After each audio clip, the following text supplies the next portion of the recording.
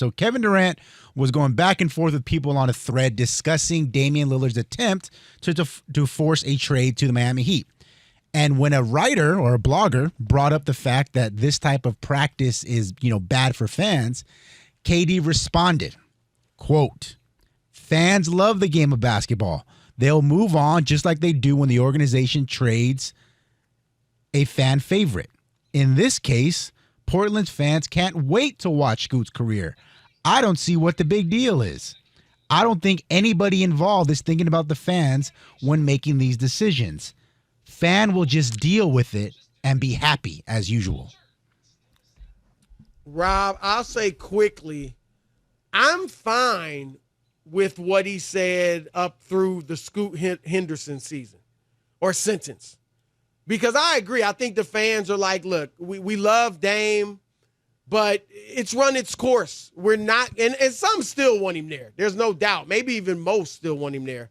But a smart basketball fan who's really just saying, I want the Blazers to get on the road to a championship, understands the timeline for Dame Lillard and their young players, Scoot Henderson, Shaedon Sharpe, Anthony Simons, is not the same timeline. And it's time for them to move on. It's best for Dame. If he gets to Miami or some other contender, it's best for him. And it's best for the franchise because these young guys need room to just grow and do their thing and see what they can become. And I think a lot of fans will enjoy watching him. So I thought that was fine, but it's that last part that bothered me when he kind of is dismissive of the fans. They'll get over it. They just, it was dismissive. And I imagine that's what stuck in your craw as well.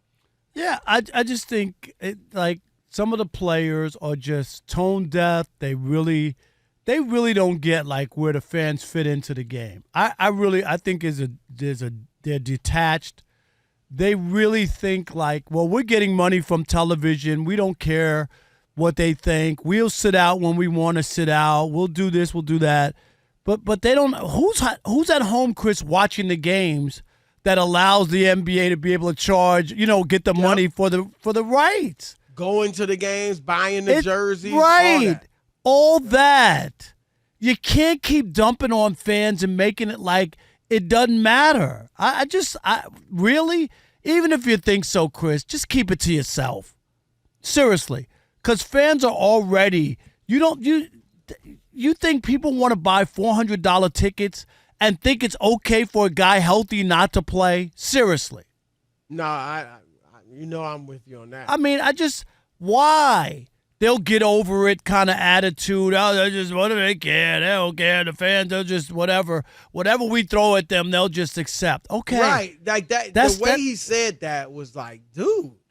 I just think that they're tone deaf, Chris. They don't have a feel for the average Joe. I get the money's big and they're in another world or whatever. It wasn't always like that. It wasn't that long ago. Michael Jordan didn't play 100 years ago. That dude played all the time, Chris. Go read the quote. I know that there's a fan in the stands who bought tickets to see me play tonight. That's why I'm playing. That was the mentality. And that's right. It's the show. It's a show. Rob, here's the deal. You get the entire summer off. And I get it. You work out, you stay in shape. But you don't take vacations during the season. Right. It just doesn't make sense. Rob, do you and I have June, July, August, and much of September off? No. Are we Mike Francesa? You know what I'm saying? But you know what I'm saying? Like straight off? Teachers do too. Right. And you players do.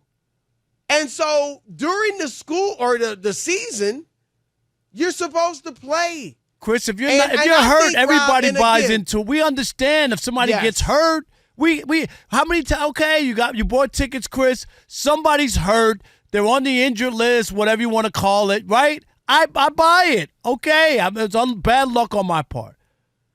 I'll say this, and I this must be said, and it is true.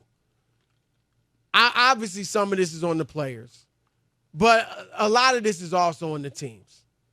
I was told a story of how Blake Griffin when he was with the Clippers, got in a knockdown, drag out. Maybe it wasn't violent or physical, but a heated argument with the Clippers staff because they wanted him to sit out certain games.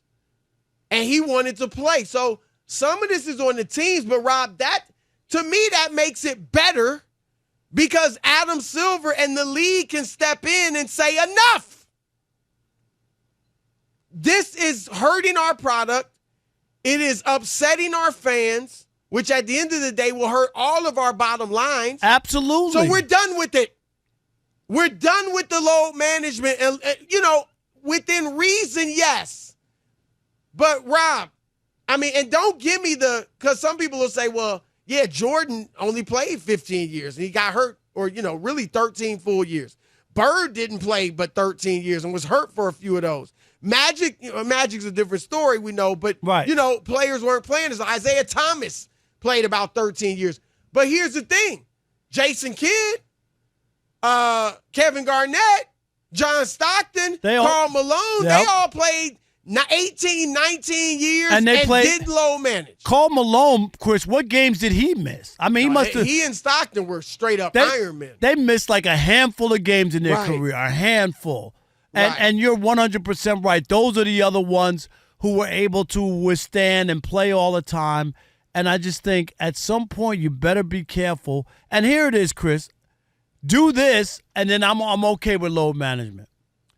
If I bought tickets to see a certain player and he's not playing, he's healthy or whatever, and they don't want to play, give me my money back.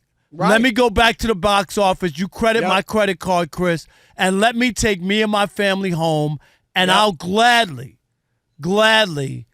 be good with load management. I would. I agree. And in this case, look, KD obviously gets a lot of heat from the media and from fans. Now, not all fans, and not all media. He gets love as well. Sure he does. But I think he is polarizing, and he has caught a lot of flack from fans. So did that factor into his statement? Maybe. And he's human. I understand it. But like you said, Rob, you just got to be smarter, though. That's not a comment you make. Rob, did you read that comment again? Yeah, it's just, what are you doing? It just really doesn't sound good. Hopefully he just misspoke. But it doesn't. It sounds like you couldn't care less about the fans. That's what it sounds like. And Rob, we know some players couldn't care less about the fans. But you don't say it.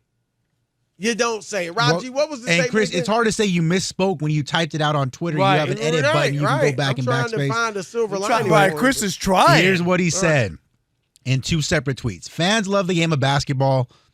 They will move on just like they do when the organization trades a fan favorite. In this case, well, that part we get. I'm talking about that last. Because I don't think did the beginning bother you? Only the last. No, it's the last part where they'll get over it. Yeah, there we go. I don't think anybody involved is thinking about the fans when making these decisions. Fans will just deal with it and be happy as usual. No, they won't. Actually, there will come a point, Rob. If you keep putting garbage, these tickets are too expensive. They are. The tickets are too expensive that if you just keep putting garbage out there, or if you're not trying, and I disagree with Garnett or Durant. I think Portland is now look, they are very much thinking about the fans in that they're like, we have to make the right decision for our team. No doubt about it. To win. But that's thinking about the fans, because that's what the fans want. If it was just about, well, we don't care, we'll just give them whatever we give them. Go ahead, Dame. We'll give you your thing. Take a lesser deal. You think that the fans are going to be like, oh yeah, that was great. Yeah, all right, thanks. Right. We got shortchanged. We got gypped, or whatever word you want to use in the deal. Yep. But at least Dame is happy. Good. We made him happy. Right. That's great. All right. Yeah. Come on. Yay. What was LeBron saying? Yay. It's a bad statement by KD. And it's not true, Rob. Like you said, look, the NBA is going strong. I love it. And it's great and all that. But just the players, and not just the players, the teams. Don't take people for granted. Yes. Because I'm telling you, Rob, as much as I'm content. I mean, I've been blessed. You and we've been able to go to all these games free, playoff games.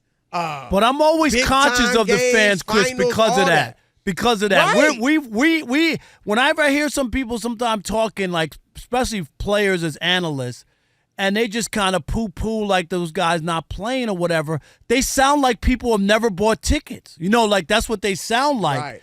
And I'm always conscious of that, Chris. When my brother and my two nephews came to L.A., they wanted to go to a Laker game. I spent $2,000, Chris, for Think 4 about that. tickets. One game. $2,000 is what I paid. And all I got that's- was rubber chicken. You know, my brother paid the bill for that. But I paid for the tickets. Yeah, it's it's just a bad statement by KD. And hopefully he understands that.